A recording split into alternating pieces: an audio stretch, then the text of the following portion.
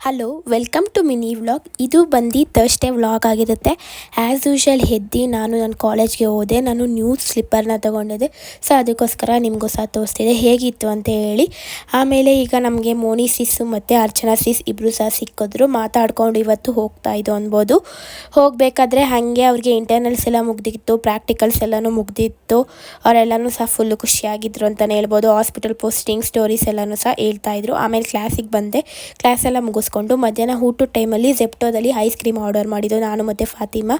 ಝೆಪ್ಟೋದಲ್ಲಿ ತುಂಬ ಕ್ಯಾಶ್ ಸಿಗುತ್ತೆ, ಅದಕ್ಕೋಸ್ಕರ ನಾವು ಯಾವಾಗಲೂ ಐಸ್ ಕ್ರೀಮು ಆ ಥರ ಏನೋ ಸ್ನ್ಯಾಕ್ಸ್ ಆರ್ಡರ್ ಮಾಡ್ಕೊಂಡು ತಿರ್ತೀವಿ. ಆಮೇಲೆ ಹಾಗೆ ಅಂಜು ಪಿ ಜಿಗೆ ಹೋಗೋಣ ಅಂತ ಹೋಗ್ತಾಯಿದ್ದೆ. ಯಾಕೋ ಅವಳು ಒಂದು ಬುಕ್ ಮರ್ತು ಬಂದುಬಿಟ್ಟಿದ್ಲಂತೆ, ರೆಕಾರ್ಡ್ ಬುಕ್ಕು.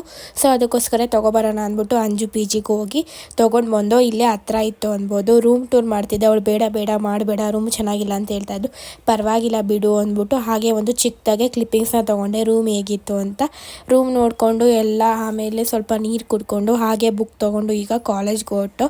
ಸ್ವಲ್ಪ ಬ್ರೇಕ್ ಇತ್ತು ಅಂತಲೇ ಹೇಳ್ಬೋದು. ಬ್ರೇಕ್ ಇದ್ದಾಗ ಅವಳು ಬಾ ಅಂತ ಕರೆದ್ಲು. ಅದಕ್ಕೋಸ್ಕರ ನಾನು ಫಾತಿಮಾ 3 ಜನನೂ ಹೋಗಿ ರೆಕಾರ್ಡ್ ಬುಕ್ನ ತೊಗೊಬಂದು ಹಾಗೆ ಸ್ವಲ್ಪ ಬ್ರೇಕ್ ಇತ್ತು ಅಂದ್ಬಿಟ್ಟು ಮಾತಾಡ್ಕೊಂಡೆಲ್ಲ ಕೂತಿದ್ದೋ ಫ್ರೆಂಡ್ಸು ಎಲ್ಲನೂ ಸಹ.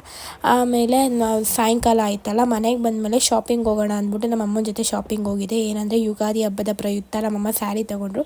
ನಾನು ಈ 2 ಡ್ರೆಸ್ ತೊಗೊಂಡೆ. ಹೇಗಿತ್ತು ಅಂತೇಳಿ ನನಗೆ ಕಮೆಂಟ್ ಮಾಡಿ ತಿಳಿಸಿ. ಆಮೇಲೆ ನೈಟ್ ಊಟ ಬಂದು ಇವತ್ತು ಬೇಳೆ ಸಾಂಬಾರು ಮತ್ತು ಬಿಸಿ ಬಿಸಿ ರೊಟ್ಟಿ ಅನ್ಬೋದು ತಿಂದು. ಆಮೇಲೆ ಸ್ವಲ್ಪ ಫ್ರೂಟ್ಸ್ನ ಆರ್ಡರ್ ಮಾಡಿದೆ ಸ್ವಿಗ್ಗಿ ಇನ್ಸ್ಟಾಮಾರ್ಟಲ್ಲಿ. ಇದು ಬಂದು ಕೊಕೊನಟ್ ಫ್ರೂಟ್ ಅಂತ ಕರೀತಾರೆ. ಥ್ಯಾಂಕ್ ಯು ಆಲ್, ಫಾಲೋ ಮಾಡ್ಕೊಳ್ಳಿ.